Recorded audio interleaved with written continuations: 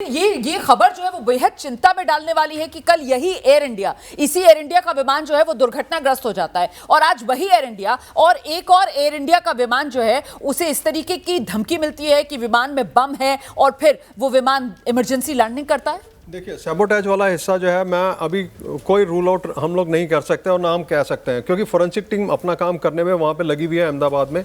और जैसा कि कल वाला जो हादसा है उसमें आपने जो फुटेज देखी है, जैसे उस आदमी ने मिस्टर रमेश ने अपना बयान दिया है कि एयरक्राफ्ट एकदम से अचानक हवा में रुक सा गया और उसके बाद जो है लाइटें बंद, जलनी बुझनी बंद शुरू हुई और उसके बाद ब्लिंक शुरू हुई है और उसके बाद वो नीचे सिंक होता चला गया एयरक्राफ्ट। उसके बाद वो जहाज नीचे गिरा है, 10 सेकंड 15 सेकंड जो टाइम उस आदमी को मिला है उसने इमरजेंसी एग्जिट खोला और बाहर निकला है। हाँ।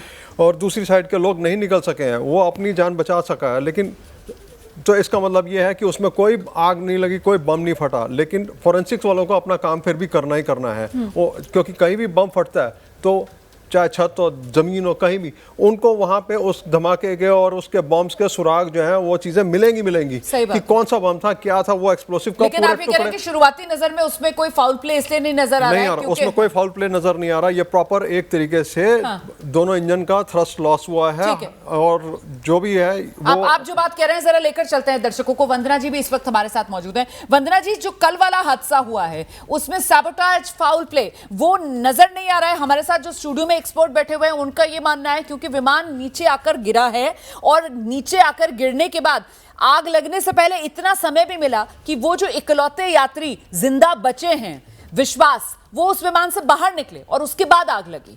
वंदना जी, आपका assessment?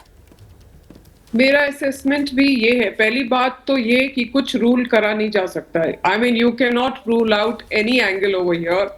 There could have been an angle of sabotage. We are talking about fuel contamination. We are talking about, as I mentioned, of full FedEx, which is a full authority digital engine control failure. ये मैं बार-बार बोल रही हूँ, where an entire electrical system shuts off. And this is not the first time it has happened. ये पहले Qantas airline के ऊपर हो चुका है in 2008 on a Dreamliner. So, मेरा कहने का मतलब है कि इस समय आप कोई एंगल रूल आउट नहीं कर सकते हैं। ये तो मिरेकल है that the passenger seated on 11 Alpha has managed to come out of the emergency exit unhurt. But fact of the matter and matter of the fact is that there was something drastically wrong. After 80% speed had been attained from the runway and the aircraft just took off, it could not pull back. There was no thrust, there was no lift, and it was a sudden collapse. And we can see that it was still heavy, it was not able to lift. वंदना जी, अगर वंदना जी आपसे गुजारिश है, अगर आप थोड़ा हिंदी में अपनी बात रख पाए ताकि मेरा दर्शक समझ पाए, वो ज्यादा आसानी हो जाएगी। आपने अभी तक बताया कि कुछ भी रूल आउट नहीं किया जा सकता है, किसी भी संभावना से इनकार नहीं किया जा सकता है, कुछ भी हो सकता है। क्या हुआ होगा ये तो देखिए मुकम्मल जांच के बाद ही पता चलेगा। और अच्छी बात यह वंदना जी की जानकारी ये मिल रही है, सीवीआर जो कॉकपिट वॉइस रिकॉर्डर होता है और साथ ही एक ब्लैक बॉक्स, क्योंकि ये भी बताया जा रहा है कि इस ड्रीमलाइनर में 2 ब्लैक बॉक्स थे, तो एक ब्लैक बॉक्स जो है वो भी रिकवर हो गया है। तो अब इस जांच में कितना समय लगेगा और किस तरीके से ये जांच की जाएगी, जरा ये भी बताइए। ओके, इस जांच के लिए first of all, as you know, the cockpit, the black box, ये जो ब्लैक बॉक्स है that has been recovered and flight data recorder जब रिकवर हो गया है, वी हैव हमारे एक्सपर्ट्स पूरे आ गए हैं, plus we have experts coming from Boeing, experts coming from US and experts coming from UK to also help us. तो ये जल्दी से जल्दी जांच शुरू होगी। ये जांच कौन करेगा मैम? क्या इसमें बोइंग का भी इन्वॉल्वमेंट होगा? इसमें क्या बोइंग के भी एक्सपर्ट्स होंगे? जी बताइए, या सिर्फ डीजीसीए की टीम होगी? डीजीसीए की टीम के साथ सब होंगे ये एड करने के लिए, because this was a Boeing equipment. तो बोइंग के जो एक्सपर्ट्स हैं वो डेफिनेटली यहाँ होंगे। They are already on the way. We have experts coming in from US, independent experts that are being sent, as well as from UK. Don't forget कि इस जहाज में काफी foreign nationals भी थे, about 50 तो British nationals भी थे, and they are also extremely concerned.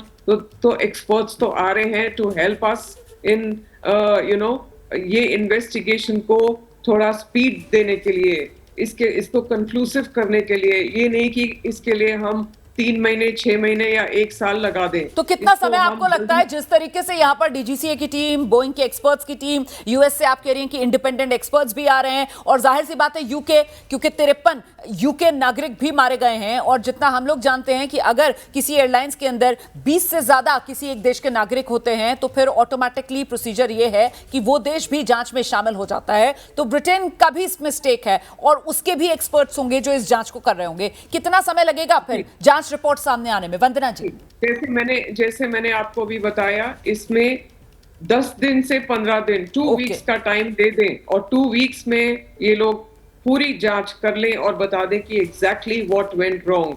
was it a full FedEx? Was it some other kind of error? Was it some English channel asked me, do you think there was cyber terrorism on board? कुछ भी हो सकता है, पर जो कल का incident है, I would not relate it to today's incident. Today's incident is a bomb threat, a clear bomb threat which is inside letter पाया गया है, there is evidence. उसकी पूरी जांच, स्क्रीनिंग, सब कुछ हो रही होगी as we speak right now.